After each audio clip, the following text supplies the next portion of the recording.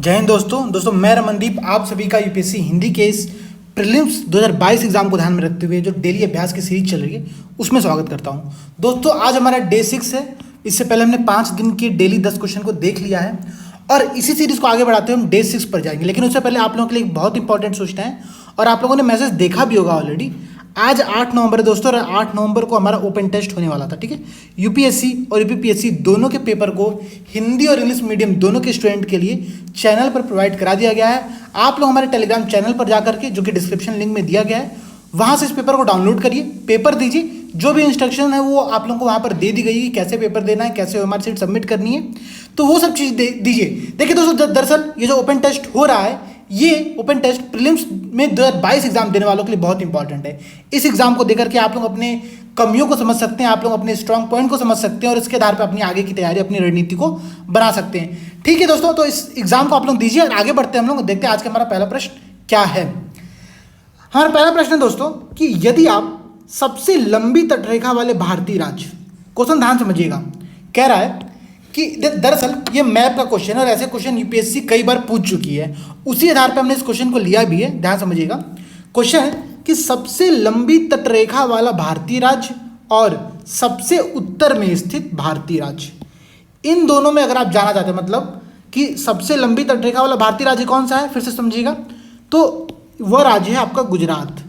ठीक है, गुजरात भारत का ऐसा राज्य है जिसकी जो तटरेखा है, समुद्री तटरेखा, वो सबसे ज़्यादा लंबी है। ठीक, फिर कह रहा है कि सबसे उत्तर में भारतीय राज्य।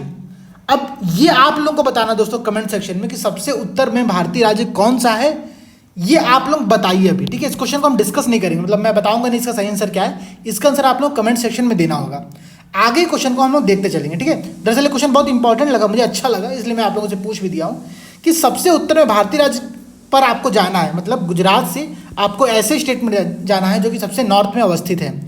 अब कह रहा है कि इन दोनों, इस पूरे यात्रा में आपको सबसे न्यूनतम कितने राज्यों से होकर के गुजरना पड़ेगा, जिसमें कि उद्गम और गंतव्य राज्य, मतलब जहां से आप जा रहे हैं और जहां को आप जा रहे हैं वो दोनों ही जगह शामिल है। ये आप लोगों को कंसीडर करते हुए यह बताना कि सबसे मिनिमम कितने राज्य इसमें शामिल होंगे।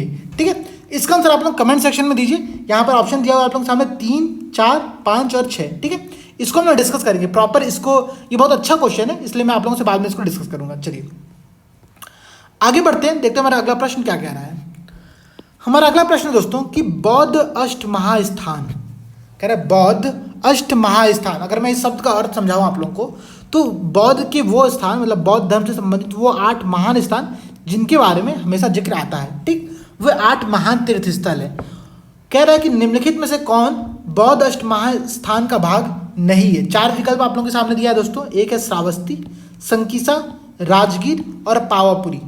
तो मैं समझता हूं कि अगर आप लोगों ने बौद्ध और जैन धर्म के बारे में सिंपल बेसिक कॉन्सेप्ट पढ़ा होगा तो आप लोगों को पता होगा, जो पावापुरी स्थल है दोस्तों, यहाँ पर जो जैन धर्म के महावीर स्वामी थे, उनकी मृत्यु हुई थी। ठीक है, तो ये बात आप लोगों को ध्यान में रखनी है, जो पावापुरी वो बौद्ध धर्म से संबंधित नहीं है, वो जैन धर्म का एक तीर्थ स्थल है। तो इसका सही आंसर क्या हो गया, डी।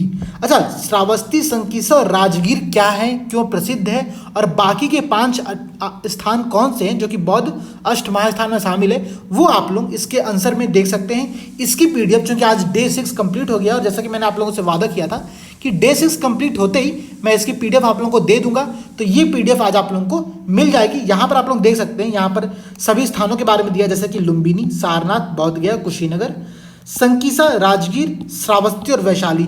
ये 8 वो स्थान है जो कि बौद्ध अष्ट महास्थान के अंतर्गत आते हैं। ठीक है, चलिए अगला क्वेश्चन देखिए, फिर से दोस्तों साइंस एंड टेक का है थोड़ा सा। और क्वेश्चन है क्या, क्वेश्चन कह रहा है कि अंतर्राष्ट्रीय अंतरिक्ष स्टेशन, मतलब इंटरनेशनल स्पेस स्टेशन जो है, वो पृथ्वी के एटमॉस्फेयर के किस लेयर में पृथ्वी की परिक्रमा करता है। आप लोग जानते हो कि एक इंटरनेशनल स्पेस स्टेशन है जो कि अंतरिक्ष में हमारे पृथ्वी के चारों ओर घूम रहा है। प्रश्न ये दोस्तों कि वो पृथ्वी की किस वायुमंडल के लेयर में अवस्थित है। अच्छा, आप लोगों को पता है कि कितने प्रकार की लेयर होती है, कौन कौन सी होती है। यहाँ पर आप लोग विकल्प दे सकते हैं अपने आपके सामने।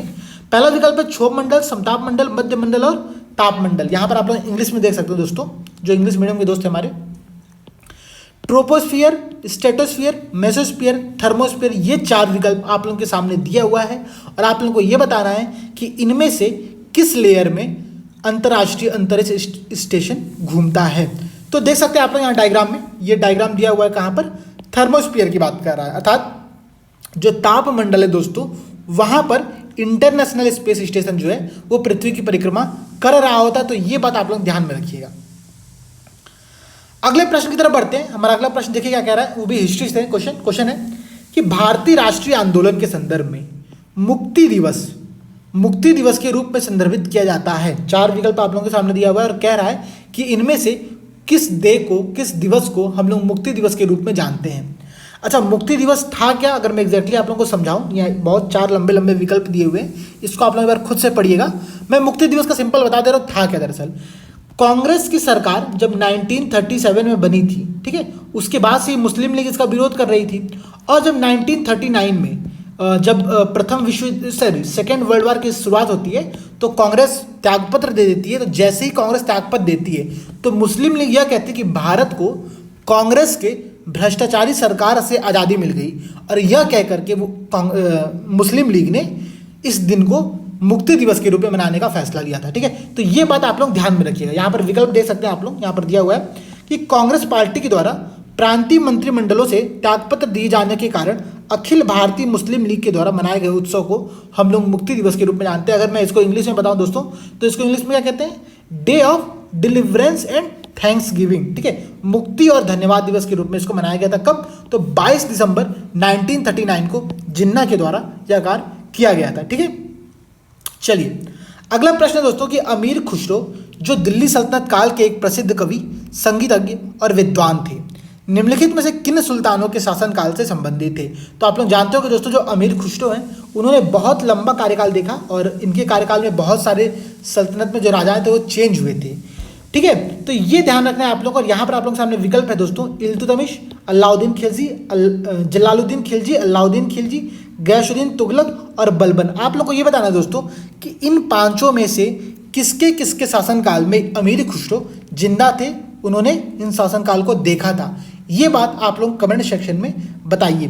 ठीक है, मैं आप लोगों को बता देता हूँ इसका सही आंसर क्या है दोस्तों। जो इल्तुतमिश है, इनके शासनकाल में दरअसल अमीर खुसरो के जो पिताजी थे, जो इनके फादर थे, वो कार्य करते थे, अमीर खुसरो नहीं थे।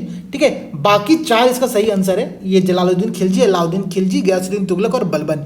इन चारों के कार्यकाल में अमीर खुसरो ने दिल्ली सल्तनत के जो शासनकाल था उसको देखा था। ठीक है, तो इसका सही आंसर क्या हो गया दोस्तों, सी। यहाँ पर आप लोग देख सकते हैं 2, 3, 4 और 5 इसका सही आंसर है। अच्छा, अमीर खुसरो एक बहुत अच्छा टॉपिक है, आर्ट एंड कल्चर में बार बार प्रश्न आ सकते हैं, तो ये बात आप लोग ध्यान में रखिए। कुछ मैं फैक्ट यहाँ पर आप लोगों को बता दे रहा हूँ, पढ़वा दे रहा हूँ, एक बार ध्यान समझ लीजिए।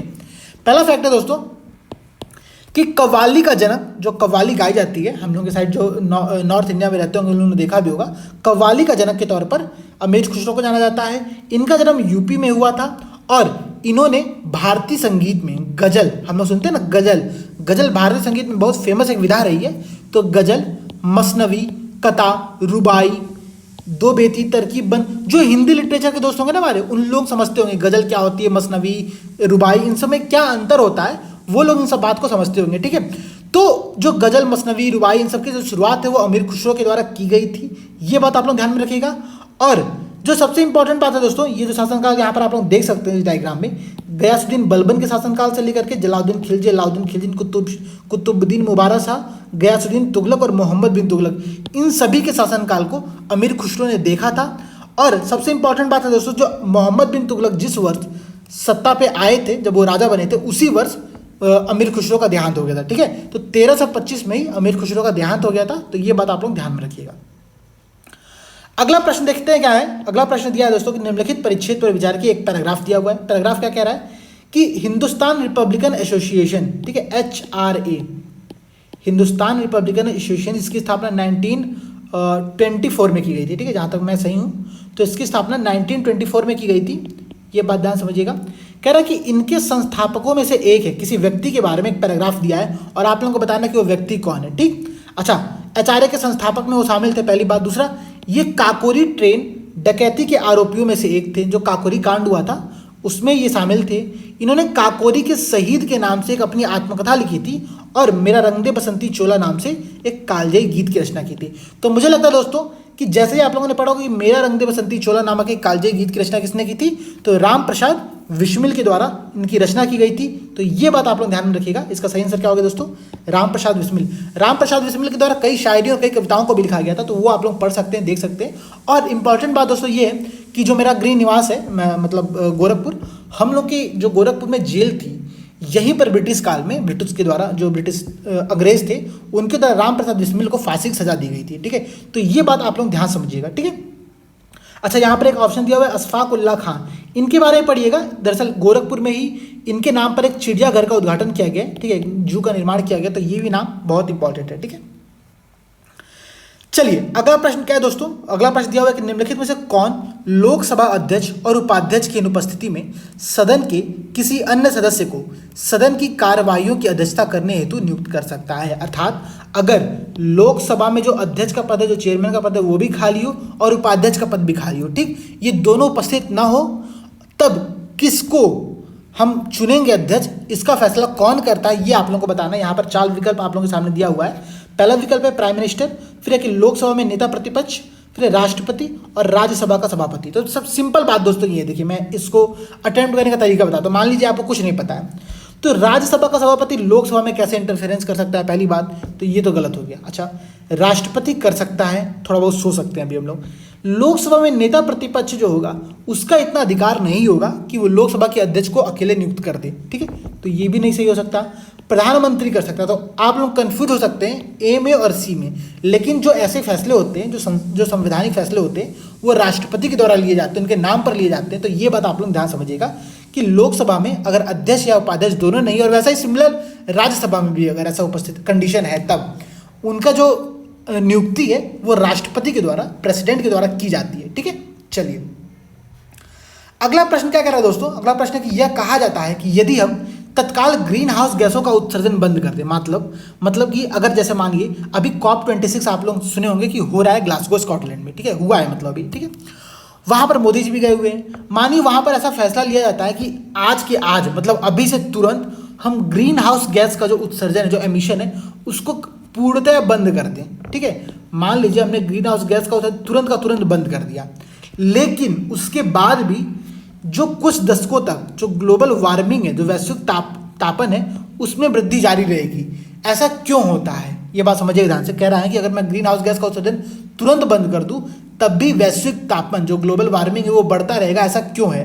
तो इस क्वेश्चन को समझने का सबसे सिंपल तरीका ये है दोस्तों, जैसे कि मान लीजिए आपने हीटर जलाया, ठीक है, आग तापने के लिए आपने हीटर जलाया, और हीटर जला अपने फुल स्पीड में चल रहा था, आपने उसको बंद करने का फैसला लिया, आपने उसको बंद किया, लेकिन जब बंद करेंगे तो तुरंत वो ठंडा तो होगा नहीं, उसको ठंडा होने में टाइम लगेगा और वो ग्लोबल वार्मिंग तब तक बढ़ती रहेगी।